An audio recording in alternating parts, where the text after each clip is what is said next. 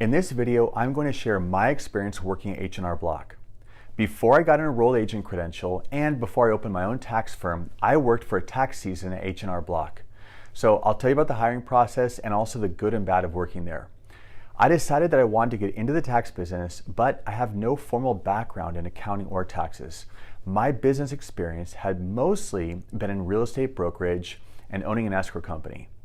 Now, that said, I did work closely with CPAs when it came to my corporations and my LLCs and for taxes and compliance issues that came with running my companies. So actually, I did have above average knowledge, but I would later learn that it was geared more toward business and higher income personal returns rather than what I was going to do at H&R Block.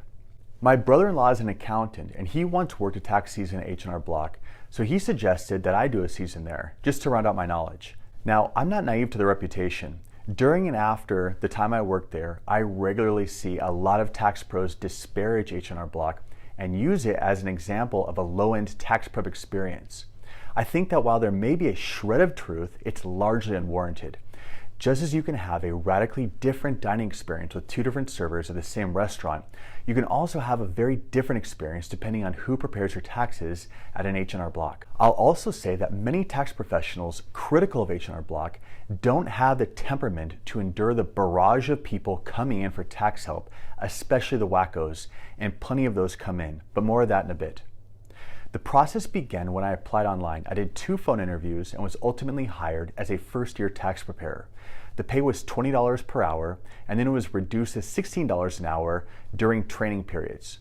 Once you're hired, you go through an intensive training course. Now, I don't remember the exact volume, but you log on from home, read material in a slideshow format, and then take quizzes that culminate in final exams. And these final exams are relatively difficult, and they have to take place in a branch to ensure that you aren't cheating. This education can be done at your own personal speed, but it does take weeks to do. It's essentially a basic tax boot camp so that you have some baseline level of knowledge before you're placed in front of customers. H&R Block also has proprietary software that you have to learn as well. So basically, you need to brush up on your fundamental tax knowledge and then practice on the software on a computer in a branch to prepare.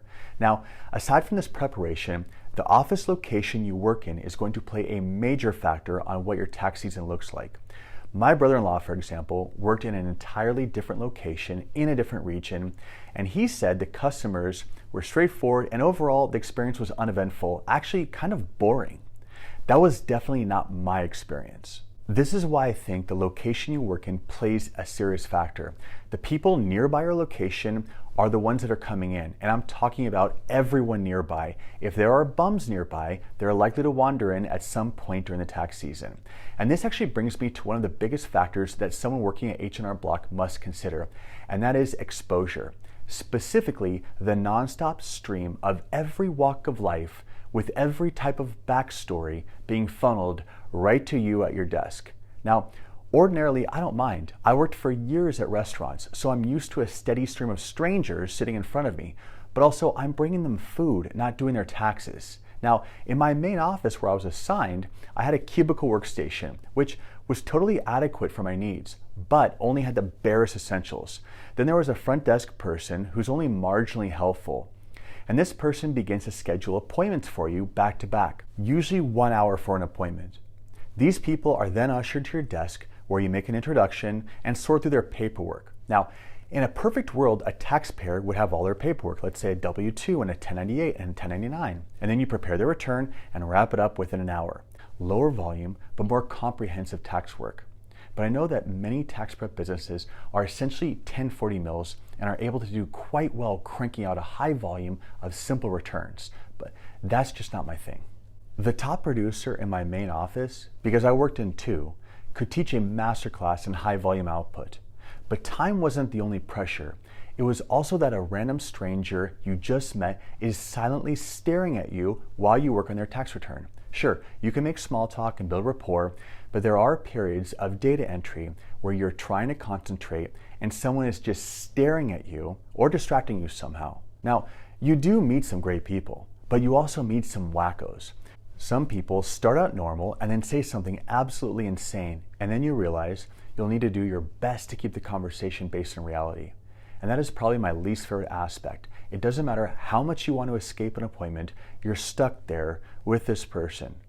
If a person comes in and has a cold and they sound sick and they have a runny nose and they're coughing, I don't want to be near them, but lo and behold, I'd be sitting across from them, sorting through their coffee-stained paperwork. Some people seem sketchy or unstable, which would put me on edge. Luckily, aside from a handful of people lamenting how miserable they are, no one actually melted down at my desk. However, I did see an epic meltdown at another desk. This taxpayer was unhappy, and rather than voice his issues with the tax system to his elected representative, he instead went on a lengthy, profanity-laden rant to the tax pro before ultimately storming out. There were people that should have been better screened before coming in, and problems occurred due to customers and non-customers using the bathroom. That should not have been allowed. The bathroom should be for employees only. I'm not trying to sound negative here. Most customers were okay. And while I had my own personal challenges, for someone that thrives off meeting new people and in-person interactions, they're not going to have the same issues I did. My issues were subjective. However, the objective problem was that there was a lack of in-person support. My manager was very helpful and pleasant to deal with, but she oversaw multiple locations and was clearly stretched thin. So whenever I would get stuck with a software issue, I'd have to go interrupt the top producer who was with the customer over at her desk to get help. Now, having a senior dedicated on-site supervisor to assist you throughout the shift would have been a tremendous help. But by the end of the tax season, I was very ready to be done. I learned a lot, but I also learned what sort of taxes that I do not want to do. Overall, I'm very happy I did it. So when tax pros trash H&R Block, I don't take them seriously unless they worked there. I mean, there was an EA and a retired CPA that I worked with, and both were highly proficient. Mistakes get made by even the most credentialed and qualified CPAs. It's not unique to H&R Block. So if you're looking to learn about taxes quickly and you want a large pool of taxpayers to apply and test your knowledge with, then I recommend doing a tax season at H&R Block. Thanks for watching.